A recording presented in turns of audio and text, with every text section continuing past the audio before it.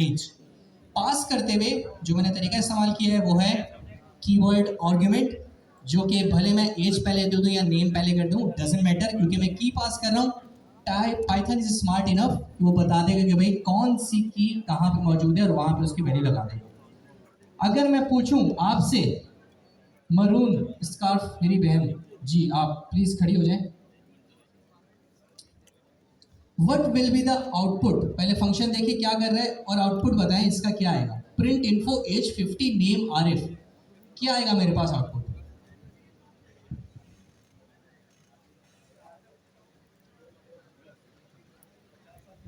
Name Arif,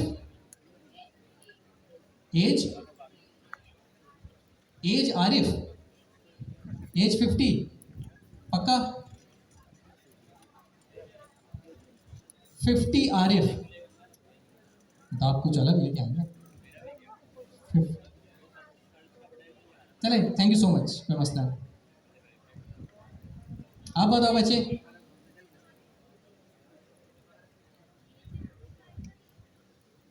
ये output दिख रहा था भाई। मैं वैसे ही बता रहा हूँ, आपने मुझे पता है, आपने खुद दिया, जबरदस्त, आपके लिए जोरदार तालियां भाई। बिल्कुल, फर्स्ट जो आपकी वो है फंक्शन की इन्वोकेशन है, उसमें जो एज होगी वो 50 कंसीडर की जाएगी। क्यों? क्योंकि जब मैं एक्सप्लिसिट वे के अंदर 50 दे रहा हूं तो ये 35 डिफॉल्ट वैल्यू ओवरराइड हो जाएगी और मेरा 50 कंसीडर किया जाएगा। लेकिन आप बताएं इस सिनेरियो के अंदर क्या होगा? Name is equal to but age is equal to, because there is no age जो कि मैंने यहाँ पे प्रोवाइड किया हो, तो 35 को ही कंसीडर किया जाएगा और एज 35 ही आएगी। ये था आपका default parameter. Positional only argument, अच्छा नाम बड़े मुश्किल मुश्किल है, मुझे याद भी नहीं रहते, मैं बस जो सेंटेक्स है उससे इस चीज़ को समझता हूँ ज़्यादातर। लेकिन आपके लिए क्योंकि आप क्विज देंगे तो नाम भी आपका याद करने की जरूरत है, but don't put so much effort, जब आपके सामने आएगा तो आपको खुद ही क्लिक कर जाएगा इसका नाम क्या है। पोजिशनल ओनली आर्गुमेंट, इसका थोड़ा ना अजीब सा सेंटेक्स है, मैं आपको दिखाता हूँ। ये आप देख रहे हैं, pause function X Y forward slash comma जी। अब ये फॉरवर्ड स्लैश जो है ना, ये कोई स्टैंड अलोन आर्गुमेंट नहीं है, या मैं जब इसको इन्वोक कर रहा हूँ तो इसके इस फॉरवर्ड स्लैश के अगेंस्ट कोई वैल्यू पास नहीं करूंगा। ये बेसिकली कुछ सेट ऑफ फंक्शनैलिटी ऐड कर रहा है। वो क्या है? ये स्टैटिक बोलता है कि मुझसे पहले जो वेरिएबल हैं वो पोजीशन ओनली है, वो कीवर्ड आर्गुमेंट नहीं बन सकते। इससे मुराद क्या है कि इन दो आर्गुमेंट के अगेंस्ट जो आप वैल्यू पास करेंगे वो ऑर्डर के अंदर होनी चाहिए है। कीवर्ड आर्गुमेंट क्या बोलता है? ऑर्डर कुछ भी रख लो, की का नाम दोगे तो मैं खुद ही मैच कर लूंगा ऊपर आपके फंक्शन के पैरामीटर्स के साथ। लेकिन ये क्या बोलता है? ये आपके आसान लफ्जों में जो आपका कीवर्ड आर्गुमेंट है उस फंक्शनैलिटी को ब्रेक कर देता है, तोड़ देता है, खत्म कर देता है। किन के लिए? जो आर्गुमेंट इस फॉरवर्ड स्लैश से पहले के होते हैं। Make sense?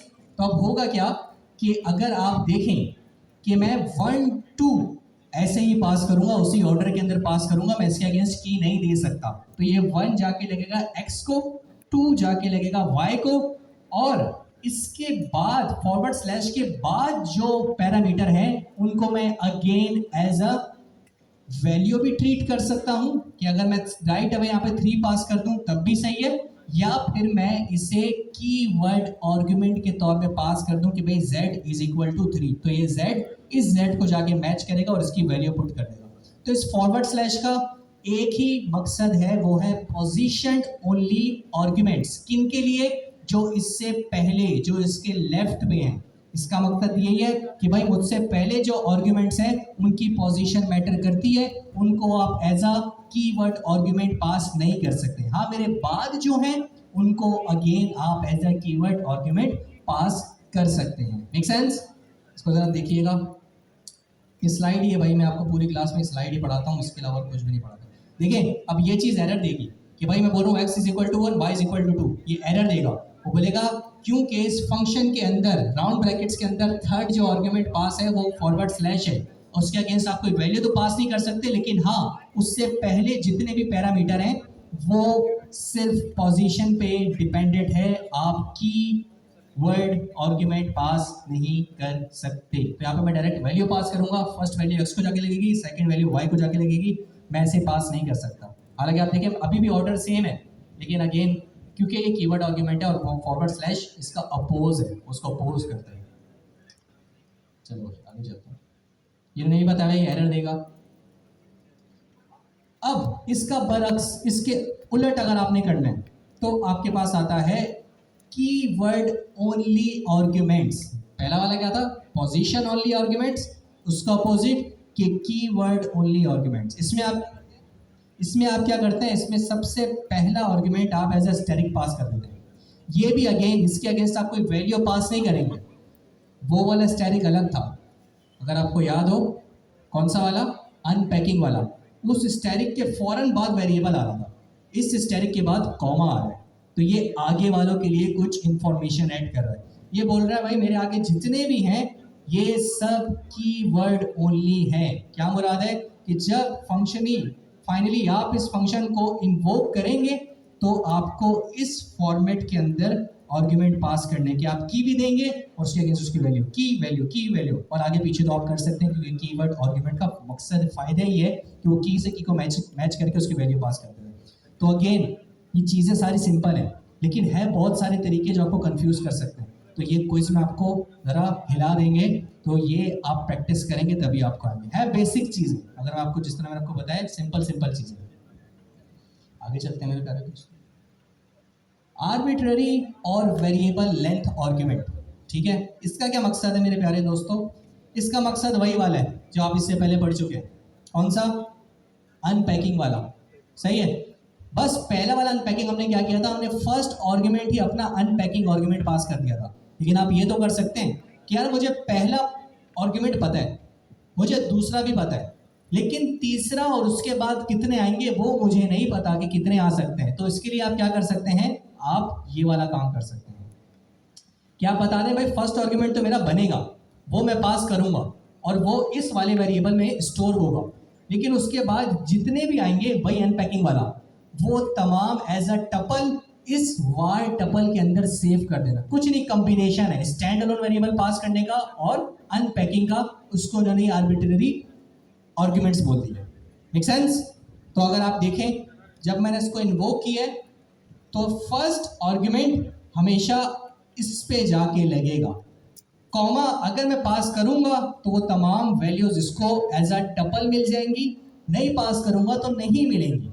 अगर आप यहाँ पे देखें तो अब मेरा सवाल है आपसे मेरे प्यारे भाई, ब्लू शर्ट में हाफ स्लीव्स पोलो, इससे ज़्यादा डिस्क्रिप्शन मैं नहीं दे सकता एक इंसान को। हाँ आप खड़े हो जाओ, पोलो ब्लू, हाँ सही मेरे प्यारे दोस्त। What will be the value of arg1 in this scenario? नहीं पता? कोई मसला नहीं, पता नहीं है तो अब पता करना जी मेरे प्यारे भाई। 70 किसको मिलेगा? arg1 को। उसके बाद 60, 50, 70, 90 एज अ टपल किसको जाके मिल जाएगा? Y tuple. That simple concept, पुराना वाला ही तो है, बस उसके अंदर एक additional argument stand alone add कर लिए। तो जो स्टैंड अलोन ऐड किया है उसको हमेशा फर्स्ट वैल्यू मिल जाएगी, हाँ उसके बाद की जितनी भी होंगी वो एज ए टपल इसको मिल जाएगा। तभी आप देखें सबसे पहले मैंने arg1 की वैल्यू लॉक कर दी जो कि इस सेकंड सिनेरियो के अंदर 70 होगी, और फिर क्योंकि वार टपल इज अ टपल मैं इसके ऊपर आइट्रेट कर सकता हूँ, तो हर बारी के अंदर मुझे आइट्रेशन का एलिमेंट मिलेगा। फर्स्ट में 60, फिर 50, फिर 70, फिर 90। Make sense? Cool. Make sense का मुझे आंसर मिलना बंद हो गया। Does it make sense?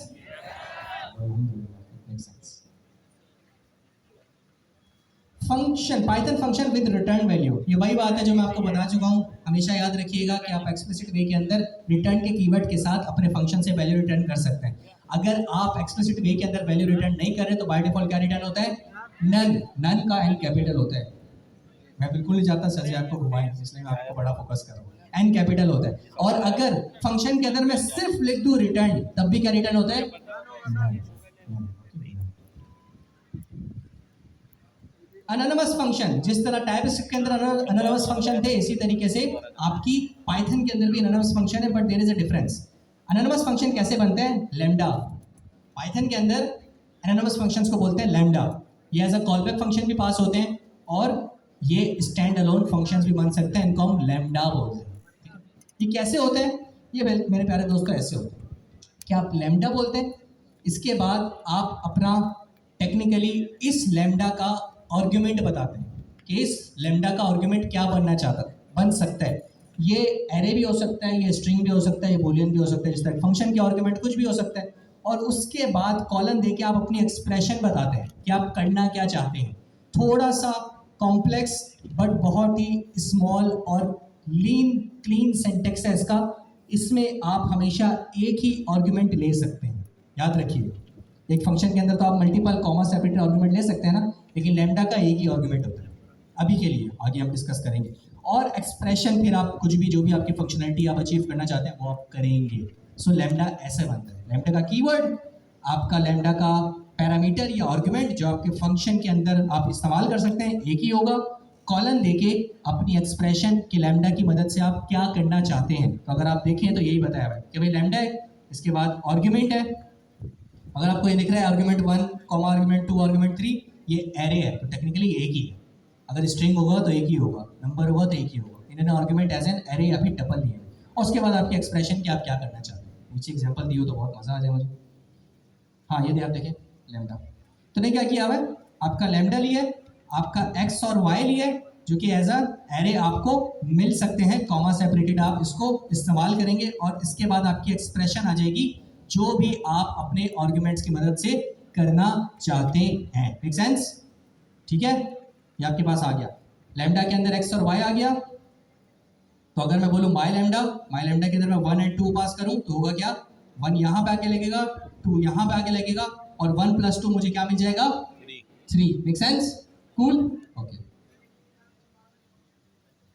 आप कर सकते हैं, ये थोड़ा क्लीन होता है। और दूसरी चीज़, जब आप कॉलबैक फंक्शंस के साथ काम कर रहे होते हैं, याद है टाइपस्क्रिप्ट के अंदर आपने फाइंड का फंक्शन यूज़ किया था और इसके अलावा आपने सॉर्ट यूज़ किया होगा शायद, तो उसके अंदर हमेशा कॉलबैक फंक्शन जाता है। तो यूजुअली पाइथन के अंदर भी ये प्रैक्टिस है कि कॉलबैक फंक्शन जो होते हैं ना वो लैम्डा की मदद से बने हुए होते हैं यूजुअली।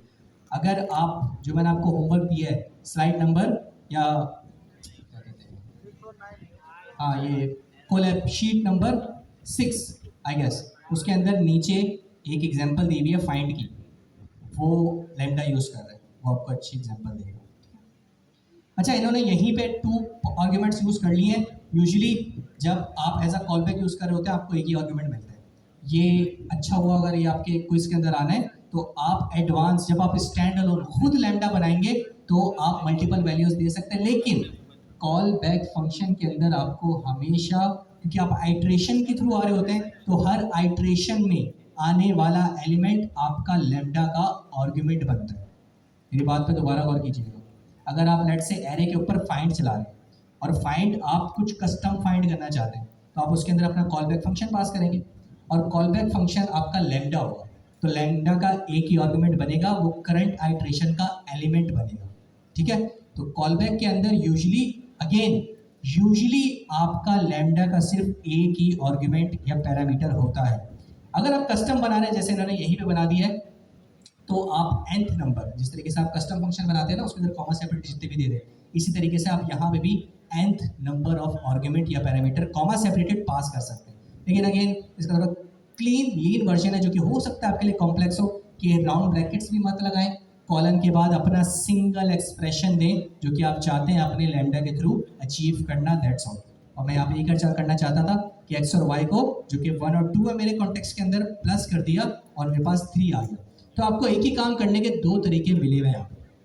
ठीक है, एक फंक्शन डेफिनेशन के थ्रू जो कि ऊपर वाला है, जो आप देख सकते हैं लाइन पे मुश्तमिल है, उसके अंदर इंडेंटेशन मैटर करता है, उसके अंदर रिटर्न का स्टेटमेंट एक्सप्लिसिट वे के अंदर लगाना पड़ेगा।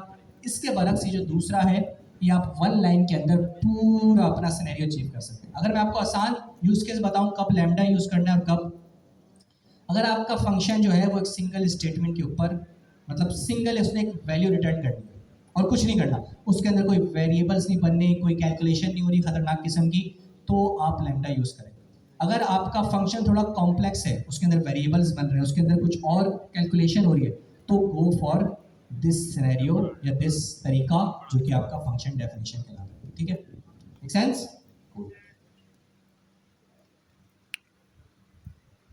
इन्होंने बताया हुआ किस तरीके से आप डिक्शनरी के ऊपर उसकी कीज को सॉर्ट कर सकते हैं। सही है? तो इन्होंने क्या किया, डिक्ट का एक ऑब्वियसली कंस्ट्रक्टर है वो यूज किया, इसके अंदर सॉर्ट का फंक्शन यूज किया है।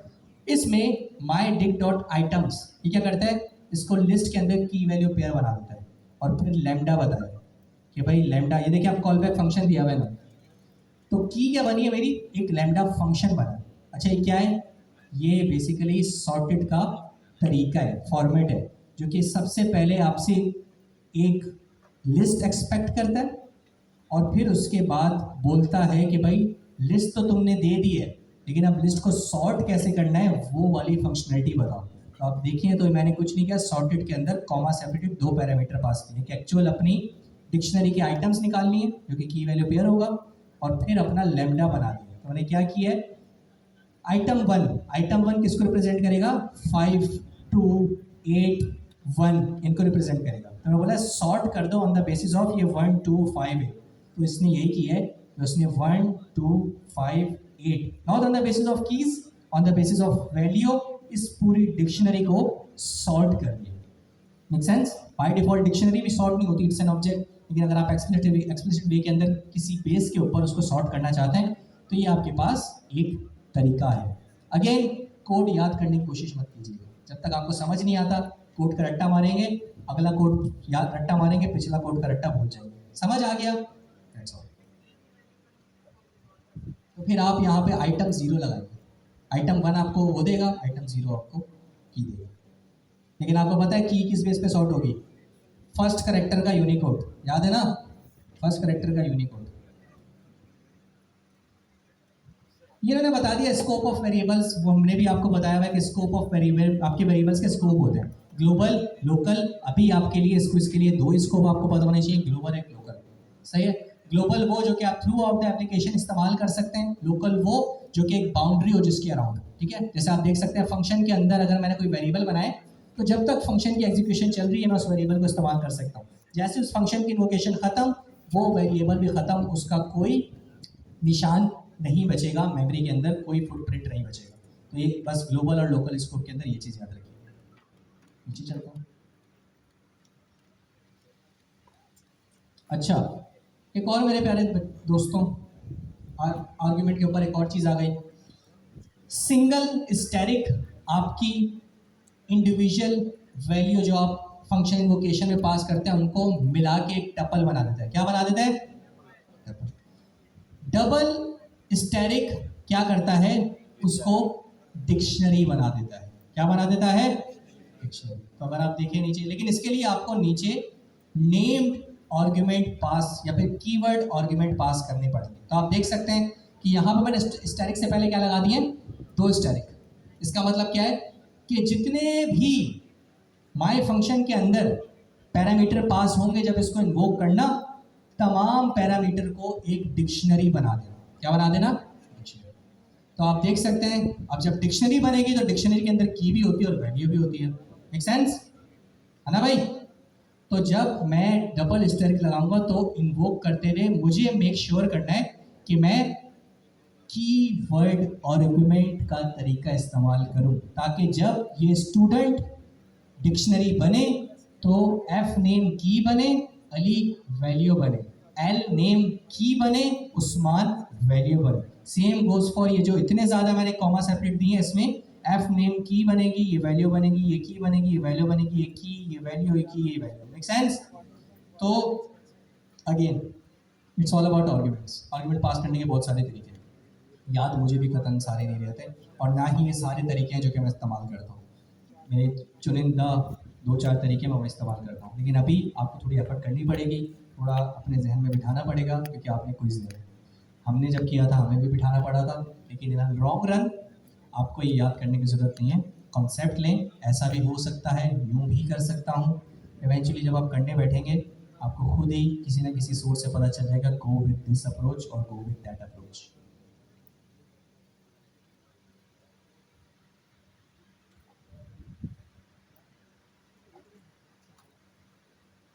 अच्छा, बच्चों वाला सवाल कर रहा हूँ आपसे। अगर मैं की वैल्यू पेयर, सेपरेटेड की वैल्यू पेयर से पहले डबल स्टेरिक लगाऊं तो वो उनको क्या बना देता है? डिक्शनरी। अगर पहले ही बनी हुई डिक्शनरी के आगे मैं 2 स्टेरिक लगा दूं तो उसको क्या बना देगा? सेपरेट की वैल्यू पेयर। ऊपर वाला ही concept. There is so much links between them. एक चीज समझ लें गौर से, दूसरी कनेक्ट हो जाती है। ये थोड़ा मुश्किल चीज मैंने आपको अभी दे दी है, लेकिन क्या करें, आप दे दिए तो पढ़ लेते हैं। Generator functions. जनरेटर फंक्शन जो होता है वो एक स्पेशल टाइप ऑफ फंक्शन होता है। क्या होता है? स्पेशल टाइप ऑफ फंक्शन जो आपको कुछ स्पेशल चीज रिटर्न करता है, वो होता है जनरेटर ऑब्जेक्ट। क्या रिटर्न करता है? दोबारा रिटर्न कर रहा हूँ, रिटर्न क्या कर रहा हूँ, दोबारा रिपीट कर रहा हूँ। जनरेटर फंक्शन एक स्पेशल टाइप ऑफ फंक्शन होता है। अगर मैं आपको नीचे दिखाऊं तो इसके बनने में कोई फर्क नहीं होता कि जैसे लैम्डा का आपने देखा था ना, बिल्कुल ही फर्क था कि उसमें लैम्डा का कीवर्ड आ रहा था और ये तमाम चीजें। ये एक जनरेटर फंक्शन, इसके अंदर भी डेफ का कीवर्ड आ रहा है, इसके अंदर भी फंक्शन का नाम आ रहा है। इन्होंने जनरेटर फंक्शन दिया, आप कुछ भी दे सकते हैं, एबीसी बीसीडी जो भी आप चाहें। इसके अंदर भी राउंड ब्रैकेट्स आ रहे हैं, राउंड ब्रैकेट्स के अंदर पैरामीटर भी आ सकते हैं। इसके अंदर भी कॉलन आ रहा है और इसके अंदर भी ब्लॉक आ रहा है किसका? फंक्शन का अपना। एक नई की आपको देखने को मिल रही है, वो क्या है? यील्ड। क्या है? यील्ड। जहां पे ये फंक्शन के अंदर यील्ड दिखे, इस चीज की ये प्रेजेंट कर रहा है कि भाई वो फंक्शन जनरेटर फंक्शन है। बस ये अपने जहन में पिक्चर बिठा लें। जिस फंक्शन के अंदर कोई बनाने का तरीका डिफरेंस नहीं है, आर्गुमेंट का तरीका डिफरेंस नहीं है, फंक्शन के अंदर अगर यील्ड का कीवर्ड दिख रहा है वो फंक्शन जनरेटर फंक्शन है। अब वशिर क्या इतना बहुत है? बताओ तो जनरेटर फंक्शन क्या है? जनरेटर फंक्शन वो फंक्शन है जो कि रिटर्न करता है आपको जनरेटर ऑब्जेक्ट। क्या रिटर्न करता है? और ये जनरेटर ऑब्जेक्ट एक आइट्रेटर होता है। क्या होता है? कीज लें मुझसे, जो मैं बातें कर रहा हूं उसको पिक करें। जनरेटर फंक्शन रिटर्न करता है आपको जनरेटर ऑब्जेक्ट। जनरेटर ऑब्जेक्ट होता क्या है? जनरेटर ऑब्जेक्ट होता है एक आइट्रेटर, जिस पे आप आइट्रेट थ्रू कर सकते हैं। जिस तरीके से आप लिस्ट के ऊपर आइट्रेट थ्रू कर सकते हैं, टपल के ऊपर आइट्रेट थ्रू कर सकते हैं, इसी तरीके से आप जनरेटर ऑब्जेक्ट के ऊपर भी आइट्रेट थ्रू कर सकते हैं। कर लिया भाई आइट्रेट। अब ये क्या करता है? ये आपको वैल्यू प्रोड्यूस करके देता है लेजीली। लेजीली मतलब आहिस्ता आहिस्ता सुस्त तरीके से आपको वैल्यू प्रोड्यूस करता है। अब फर्क क्या है? आपने एक नॉर्मल फंक्शन डेफिनेशन बनाया, वो बस आप जैसे उसको इन्वोक करेंगे वो चलेगा, वैल्यू रिटर्न करेगा, that's all there is to it. जो भी रिटर्न करना था हो गया। उसकी एग्जीक्यूशन का आपके पास कंट्रोल नहीं था। जनरेटर फंक्शन की एग्जीक्यूशन का आपके पास कंट्रोल होता है, क्योंकि आपको ये रिटर्न करता है जनरेटर ऑब्जेक्ट, जो कि एक आइट्रेटर होता है। उस आइट्रेटर की मदद से आप वैल्यूज प्रोड्यूस कर सकते हैं लेजिली, आहिस्ता आहिस्ता, एक एक करके। अब देखते हैं ये कैसे एग्जीक्यूट होता है। ये नॉलेज आ गई? दोबारा नहीं आ रही। गौर से देखें, एक फंक्शन बनाने का तरीका कोई डिफरेंट नहीं। एक जो नई चीज दिख रही है, यील्ड 1, यील्ड 2, यील्ड 3, ये क्या होगा? अब जरा गौर कीजिएगा। जैसे ही मैंने सिंपल जनरेटर कॉल किया ना, इन्वोक किया, तो नीचे कर देता हूं आप लोग के लिए। जैसे ही मैंने अब ये सिंपल जनरेटर इन्वोक किया, ऐसा नहीं हुआ ये पूरा चल गया। वरना क्या होता था, जैसे फंक्शन इन्वोक करता था उसका पूरा ब्लॉक चल जाता था और जो वैल्यू होती थी वो रिटर्न हो जाती थी। यहाँ पे ये नहीं होगा, ये राइट टू लेफ्ट चलता है। ये बोलेगा भाई 1 वैल्यू है, लेकिन इसको यील्ड कर दो। यील्ड से मुराद अभी आप समझे, थाम लो, रोक दो। अब होता क्या है? और जैसे ही मैंने आपको बताया, ये फंक्शन कौन सा फंक्शन है? Function generator. ये क्या रिटर्न करता है? जनरेटर ऑब्जेक्ट, जो क्या होता है? एक। तो अगर आप देखें, अगर ये आइट्रेटर है तो मैं इस पर फॉर का लूप चला सकता हूं। ठीक है, तो अब क्या होगा? ये जनरेटर, ये आइट्रेटर जो है, ये वैल्यू मुझे देगा। फर्स्ट आइट्रेशन में 1 देगा, सेकेंड आइट्रेशन में 2 देगा, थर्ड आइट्रेशन में 3 देगा, और बस। अब एक मजे की चीज है जो आपको यहाँ पे दिख नहीं रही। यहाँ पे हो क्या रहा है कि भाई अगली वैल्यू दे कैसे रहा है, इसको कैसे पता है कि मुझे आगे जाना है। जब आप इसको as a iterator for loop के अंदर इस्तेमाल करते हैं ना, तो हर आइट्रेशन में इस पे एक मेथड कॉल होता है, वो कहलाता है नेक्स्ट। क्या कहलाता है? नेक्स्ट। तो अगर आप यहाँ पे सिर्फ वैल्यू देख रहे हैं ना, तो सिर्फ वैल्यू नहीं है, ये वैल्यू एनकैप्सुलेट एक मेथड से नेक्स्ट। तो फर्स्ट टाइम वैल्यू क्या मिली? 1। अब यहाँ पे बात खत्म हो गई, क्योंकि इसको किसी ने बोला नहीं आगे चलो। Make sense? क्योंकि ये जो जन है ये कोई वैल्यू होल्ड थोड़ी करता है, ये तो जनरेटर प्रॉमिस है। अगली वैल्यू जो 2 है मुझे कैसे मिलेगी? टेक्निकली ये वैल्यू जो है ये behind the scene next call कर रहा है कि भाई अब आगे चलो, अब मुझे 2 लाके दो, तो मुझे 2 मिल जाएगा। सेकेंड आइट्रेशन चलेगी और फिर नेक्स्ट का मेथड चलेगा, वो बोलेगा 3 लाके दो, मुझे 3 लाके देगा। अब जब there is no more value to yield, आपके फंक्शन की एग्जीक्यूशन समाप्त होती है। Confusing but interesting. अभी आपको कंफ्यूजिंग इसलिए लगेगा क्योंकि अभी मैं आपको क्योंकि अभी ना तो आपको इसका एक्चुअल कोई यूज केस पता है, आप बोलेंगे भाई मोबाइल कहाँ इस्तेमाल कर सकते हैं, और ना ही अभी मैं आपको बताऊंगा आपको कंफ्यूज करने के लिए, क्योंकि ये इतना कॉम्प्लेक्स है। और आप नॉट कॉम्प्लेक्स, ये रेयर है, ये आप कभी कभी इस्तेमाल करते हैं। तो अगर मैंने आपको इसकी एग्जाम्पल दे दी तो आप उस एग्जाम्पल को इसके साथ एसोसिएट कर देंगे, आप बोलेंगे भाई इसका ये तरीका है, इसको इसी यूज़ केस के लिए इस्तेमाल करना है, इसके अलावा इसका कोई यूज़ केस नहीं। इसलिए अभी इस कन्फ्यूजन को अपने साथ रखें, बस जो मैंने बताया वो करें। अब थोड़े आपको क्लियरिटी देते हैं वो नेक्स्ट वाली, कि नेक्स्ट कैसे वर्क करते हैं। इन्होंने नीचे आई गेस एग्जाम्पल दी होनी चाहिए, बेहतरीन ये इन्होंने दिया हुआ है। ठीक है, इन्होंने क्या किया हुआ है, हर आइट्रेशन में वो जेन जो कि क्या था आपका आइट्रेटर था, जो कि वैल्यू को यील्ड कर रहा था। फर्स्ट आइट्रेशन के अंदर उसने 1 रखा था, सेकंड में 2 रखा था, थर्ड में 3 रखा था। हर बार मैं उसको बोल रहा हूँ नेक्स्ट नेक्स्ट नेक्स्ट, बट ये एट द एंड मुझे एरर देगा। देखो जब यील्ड करने के लिए कोई और वैल्यू नहीं बचती ना, और मैं उसके ऊपर नेक्स्ट बोलूँ तो ये एरर दे देता है। तभी आप देख सकते हैं कि मुझे एरर मिलेगा stop iteration once the generator is exhausted. Exhausted से मुराद ये है कि भाई there is no more value to yield, तो ये एग्जॉस्ट हो जाता है। और फिर भी अगर मैं उस पर नेक्स्ट चलाऊंगा तो वो मुझे एरर दे देगा। तो जब तक 1 2 3 है तब तो नेक्स्ट बेहतरीन चलेगा, क्योंकि फर्स्ट में 1 मिला, फिर नेक्स्ट बोला 2 मिला, फिर नेक्स्ट बोला 3 मिला। लेकिन जब 3 मिल गया and there is no more value in the generator function to yield, और फिर मैं उसको बोल रहा हूँ नेक्स्ट, वो बोलेगा I am exhausted, there is no more value to return, so error मिलेगा। Make sense? कूल। आपने अगर नेक्स्ट जेएस पे काम किया हो और आपने रिडक्स सुना हो, रिडक्स सुना है? नहीं सुना तो मसला नहीं है। रिडक्स जो है वो रिएक्ट के अंदर ही स्टेट मैनेजमेंट लाइब्रेरी है, बहुत पॉपुलर है। वो पूरी इस जनरेटर फंक्शंस पे बनी, नॉट पाइथन के जनरेटर फंक्शन, अपने जो भी उसने behind the scene logic use किया, क्योंकि जनरेटर फंक्शन पाइथन का कॉन्सेप्ट नहीं है, जनरल प्रोग्रामिंग का कॉन्सेप्ट है। तो वो पूरा रिडक्स का जो टूल है वो जनरेटर फंक्शन पे बना हुआ है। आपका जो नया वर्जन है उसका तो नहीं पता, पुराने सारे वर्जन से उसी पे बने हुए हैं।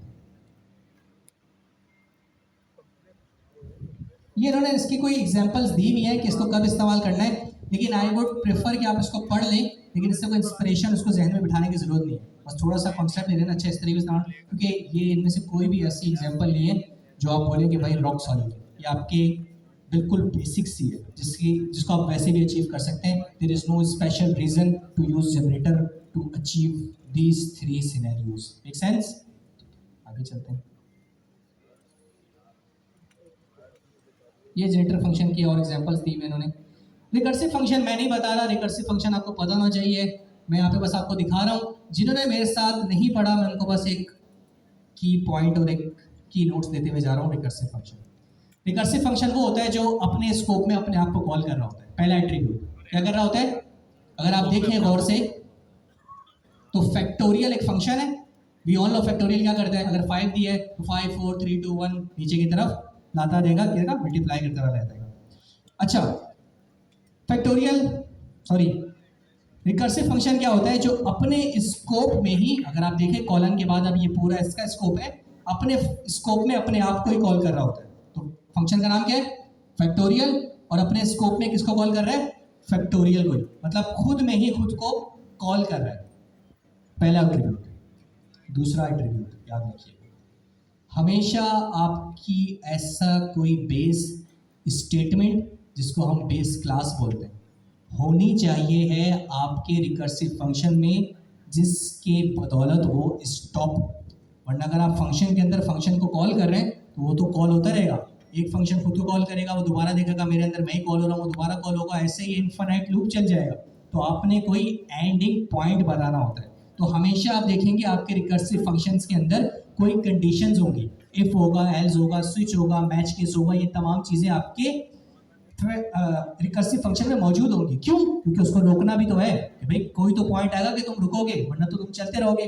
तो ये चीज कहलाती है बेस केस। इन्होंने बताया अभी, अच्छा मैंने गौर नहीं किया था, ये आप देख सकते हैं कि हमेशा हमेशा हमेशा आपके रिकर्सिव फंक्शन का पार्ट होगा, और उसके बाद आपका रिकर्सिव केस आएगा कि कब तक मुझे चलना है। पहला केस आएगा कब ब्रेक करना है रिकर्जन को, और दूसरा आएगा कि भाई कब तक रिकर्जन को कंटिन्यू रखना है। अब इसकी मदद से आप बहुत सारी चीज़ें कर सकते हैं। आप फैक्टोरियल आपके सामने है, फैक्टोरियल 3 देंगे, वो खुद ही अपने अंदर ही 3 में से माइनस करेगा 1 को, 2 हो जाएगा, फिर अपने आप को दोबारा कॉल करेगा, फिर 2 में से 1 को माइनस करेगा। तो ऐसे चलता रहेगा जब तक क्या ना हो जाए, 0 ना हो जाए, तब तक ये मल्टीप्लाई, आप देख सकते हैं मल्टीप्लाई कर रहा है। और यही होता है फैक्टोरियल, 4 3 2 1 1 तक मल्टीप्लिकेशन करता रहता है बिलो, अपने नीचे की तरफ, ऐसे ही है। तो ये था आपके पास रिकर्जन। फिबोनाची जो सीक्वेंस होता है वो भी इसी के अंदर होता है। अगर आपने मैथ्स में आपने देखो फिबोनाची एक सीक्वेंस होता है, वो भी आप अचीव करना चाहते हो अपने रिकर्जन के थ्रू कर सकते हैं, ठीक है। तो उसकी भी आपको एग्जांपल दी हुई है। ये भी वही है कि आपने पहले बेस क्लास दी है, सही है, कि भाई कब रुक जाना, कब बस कर दो, अल्लाह हाफिज, और कब तक अपना रिकर्जन को आपने कंटिन्यू रखना। तो हमेशा याद रखिएगा रिकर्जन फंक्शन अपने फंक्शन के अंदर अपने आप को कॉल करने वाला। दूसरी चीज़, हमेशा रिकर्जन या रिकर्सिव फंक्शन के अंदर बेस क्लास होगी। तीसरी, हमेशा रिकर्सिव फंक्शन के अंदर रिकर्जन की क्लास होगी, वही तो उसको बार बार इन्वोक कर रहा होगा, कॉल कर रहा होगा। नीचे चलते हैं, ये एडवांटेजेस है, डिसएडवांटेजेस है, तमाम चीज़ें।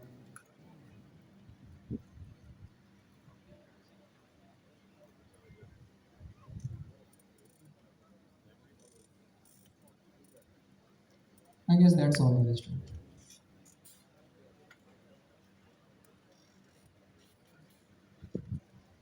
ये आप पढ़िएगा, जो नीचे लिखा हुआ है, ये मैं अगर स्किप करूँ, इट्स नॉट लाइक कि आपने भी स्किप करना है, आपने ही करना है। ये बेसिकली आपके ऊपर के कॉन्सेप्ट के ऊपर ही है कि आपके कॉन्सेप्ट को क्लियर कर रहा है। That's all there is to it, nothing else over here. तो ये थी आपके लिए तमाम चीज़ें। अब मेरी तरफ से आपके लिए क्वेश्चन जो मैंने आपको बोला था कि आपने करना है, ये है वो क्वेश्चन, कौन चीता या चीती, मुझे इसका आंसर बताएगा। मैं आपको थोड़ा सा वॉक थ्रू करा देता हूँ। अभी इस लाइन को भूल जाओ, जो मैंने आपको लाइन दिखाई है भूल जाओ। मैंने मजमुआ बताया, किस किस का मजमुआ, जो आपने कीवर्ड आर्गुमेंट देखे थे, जो आपने आर्बिट्ररी वैल्यूज देखी थी, जो आपने सिंगल स्टैटिक देखा था जिसको क्या बोल रहे थे अनपैकिंग आर्गुमेंट, जो आपने डबल स्टैटिक देखा था जो क्या था आपका कीवर्ड आर्गुमेंट, वो तमाम चीज़ें इसका आपको दिख रही है। हार्ड फ्लोटिंग ए तो सिंपल सा आर्गुमेंट है भाई, बी भी सिंपल सा आर्गुमेंट है। ये क्या है, अनपैकिंग, कि यहाँ पे जो भी आएगा वो किस में कन्वर्ट हो जाएगा, टपल के अंदर। समझ आ रहा है? इसके बाद सी जो है वो कौन सा आर्गुमेंट है, कीवर्ड आर्गुमेंट। कौन सा है भाई, कीवर्ड आर्गुमेंट। मतलब ये है कि भाई जैसे ही सी दिखेगा तो वो इस सीक्वेंस को रोक देगा, वो बोलेगा भाई इससे पहले जितने भी थे वो तो इस टपल का पार्ट बन रहे थे, इसके बाद जो होगा वो सी बन जाएगा। इसके बाद आपके पास क्या आ गया, डबल स्टैटिक, जो कि आपके पास कीवर्ड आइटरेटर का, कि भाई की वैल्यू पेयर जो दोगे मैं उनको आगे के जितने भी होंगे उनको क्या कर बना दूंगा, एक डिक्शनरी बना दूंगा। इसका आउटपुट बता दो लाइन बाय लाइन। प्राइस क्या रखें, 100 रुपए। बताओ भाई, आप लोग पहले बताओ किस किस को आंसर पता है।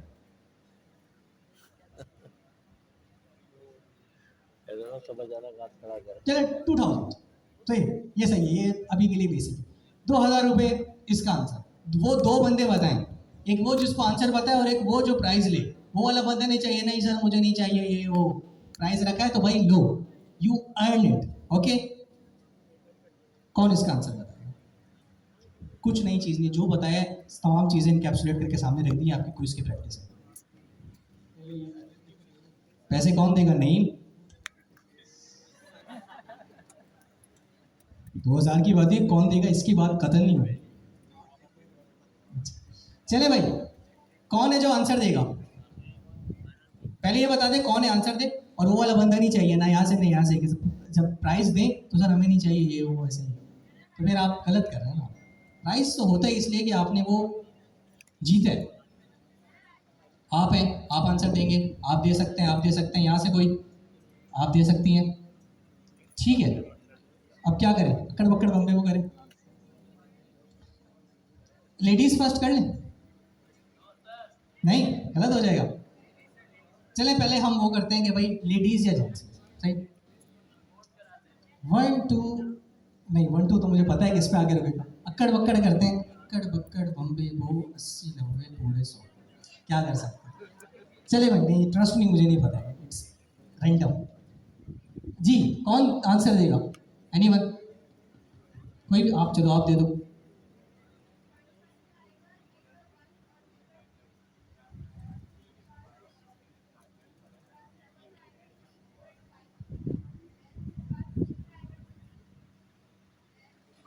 सी के अंदर 20 आएगा, क्या आएगा, टाइप क्या होगी उसकी? Sorry, type. अभी तक कोई हमने कीवर्ड नाम की टाइप पढ़ी है?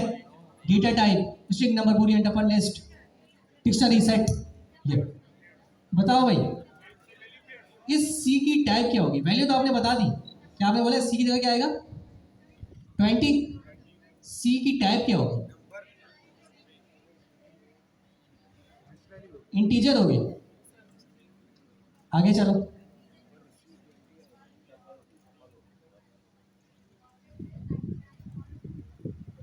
99 और 100 आएगा। आप देखो ऊपर, अभी सही गलत का मैंने नहीं बताया, ये यहाँ पे आके बताएंगे कि हो सकता है मैं पिक नहीं कर पाया चीजें। यस, आप भी देंगे?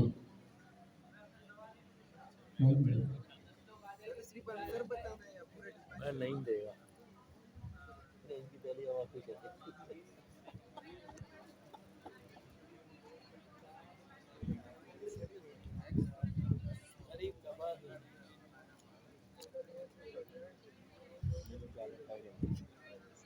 अस्सलाम वालेकुम, मेरा नाम मुंज़ा ज़ुबैर है और इसमें फर्स्ट में आएगा ए और उसमें आएगा ए की वैल्यू होगी 1 और डी की वैल्यू होगी 2। सही है सर। कौन है जो बोल रहे हैं ऐसा नहीं होगा? एनीवन? उसके बाद टेबल में हमारे पास आएगा 3 4 एंड 5। डबल में 3 4 एंड 5 सही है। आगे बोल सकते नहीं है, एड्रेस करो भाई। आगे फिर उसके बाद सी की वैल्यू होगी 20। सी की value 20। Yes, teacher data type. कौन बोलता है टीचर है? कौन बोलता है टीचर नहीं है? सर 22 नंबर है ना। मतलब सब तब्दील करना चाहेंगे? टपल ये बोलिए डिक्शनरी होगा। डिक्शनरी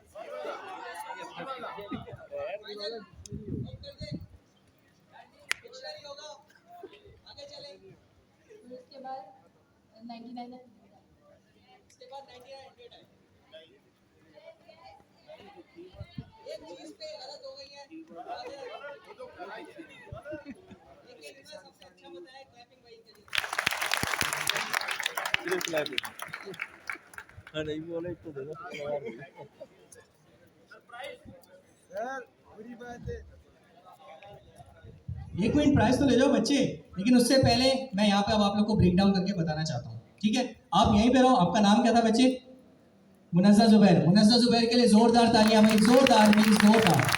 इट्स वेरी डिफिकल्ट कि यहाँ पे आना और ऐसे कॉम्प्लेक्स जो एक ही दिन में पढ़ाया है उसको बता देना, डिलीवर कर देना। इट्स वे मोर कॉम्प्लेक्स जो आप समझ सकते हैं। अगर आप समझ सकते हैं तो अल्लाह सुब्हानहू व तआला का आपके बहुत, आप पर बहुत बड़ा करम है कि आप कॉन्फिडेंट है, ठीक है, ये भी एक नेमत होती है। काफी लोग इस चीज से क्या कह सकते हैं, महरूम होते हैं, उनके पास ये चीज नहीं आती और बड़ी एफर्ट करते हैं अपने अंदर, अपने आप को कोस होते हैं, यार मुझे ये आता है, मैं ये कर सकता हूँ, लेकिन मैं कर नहीं पा रहा। तो अगर आपको आता है तब भी आप इनको अप्रिशिएट करें, क्योंकि ये नेमत आपके पास है और इन्होंने बहुत एफर्ट किया। सो बिल्कुल इन्होंने सही बताया है मुनस्सा ने कि आपके पास जो फर्स्ट टाइम आर्गुमेंट आएगा वो ए एंड बी आएगा, क्योंकि ए एंड बी आपके पास स्टैंड अलोन आर्गुमेंट्स हैं, ठीक है। और उसके बाद आपके पास जो आर्गुमेंट्स आर्क्स बनेंगे जो कि स्टेरिक के साथ हैं।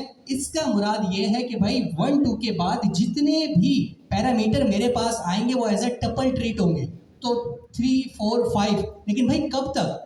इससे मुराद तो यह है कि आगे के जितने भी आर्गुमेंट्स हैं उनको एज अ टपल ट्रीट करो, नहीं, there is a breaking rule. वो क्या है? आपका की बेस्ड पैरामीटर जो आपने पास किया है, जैसे ही आपने पास करते हुए कहीं भी लिखा c = 20, वो बोलेगा कि यार यहाँ पे आप टपल की जर्नी को एंड करते हैं, क्योंकि एक स्टैंड अलोन c नाम का वेरिएबल है जिसकी वैल्यू मुझे मिल गई है, तो 20 c की जगह जाके सिट हो जाएगा। अगर c की जगह वैल्यू पास नहीं करूंगा तो बाय डिफॉल्ट क्या आएगा भाई? 10, बिकॉज ऑफ डिफॉल्ट वैल्यू। उसके बाद ये डबल स्टैरिक जो कि आपकी की वैल्यू पेयर को एज अ डिक्शनरी के अंदर इनकैप्सुलेट कर देगा। तो मकसद ये है कि आप सी के बाद जितने भी की वैल्यू पेयर आएंगे वो एज अ डिक्शनरी इस के डब्ल्यू आर्क्स जो कि आपके कीवर्ड आर्क्स कहलाते हैं उसके अंदर जाके सिट हो जाएंगे। So it's going to be a separate value, it's going to be a tuple, type is also going to be a tuple, it's going to be a number जिसकी type integer होगी, उन्होंने बिल्कुल सही बताया था। और फाइनली आपके पास जो लास्ट चीज आएगी वो आपके पास की वैल्यू पेयर आएंगे और उसकी टाइप आपके पास डिक्शनरी होगी। मुबारक हो भाई आपको प्राइस के ऊपर, और आपने बहुत अच्छा पढ़ाया है और समझाया है भाई। उनका प्राइस उन तक हमारे पास कोई डिफिकल्टी है यहाँ पे? एनीवन? हमारे पास स्टूडेंट्स लीडर है यार, मिस निदा है, आपका प्राइस जो आप तक पहुंच जाएगा। और इंशाल्लाह अगली क्लास या उसके बाद इट्स आपका क्विज जल्द है, कुछ अरसे में, कुछ टाइम में आपको 9 स्टेप करवाए गए। होमवर्क डजंट मीन कि आप मुझ पे डिपेंडेंट रहें कि मैं अगली क्लास में पढ़ाऊंगा, मैं कतई नहीं पढ़ाऊंगा। और जब तक पाइथन चल रही है, अब आप मेरी स्पीडें देखें कि मैं और कितना एक्सपोनेंशियली स्पीड में चीज़ों को लेके जाता हूँ। जैसे एजेंटिक क्या कहते हैं, एजेंटिक AI आएगी, आई विल स्लो डाउन, मैं बिल्कुल आपको आराम से पढ़ाऊंगा। लेकिन अगर अभी आपको चीज़ें समझ नहीं आ रही, कनेक्ट नहीं कर पा रहे, माजरत के साथ आपका कसूर है, आप कहीं ना कहीं लैग कर रहे हैं। यहाँ पे हमारी जिम्मेदारी खत्म होती है, आपकी जिम्मेदारी शुरू होती है। अपना बहुत ख्याल रखिएगा, आपसे मुलाकात होगी अगले हफ्ते। Till then keep practising, happy coding. फलस्तीन को अपनी दुआ में याद रखिएगा। अल्लाह हाफ़िज़।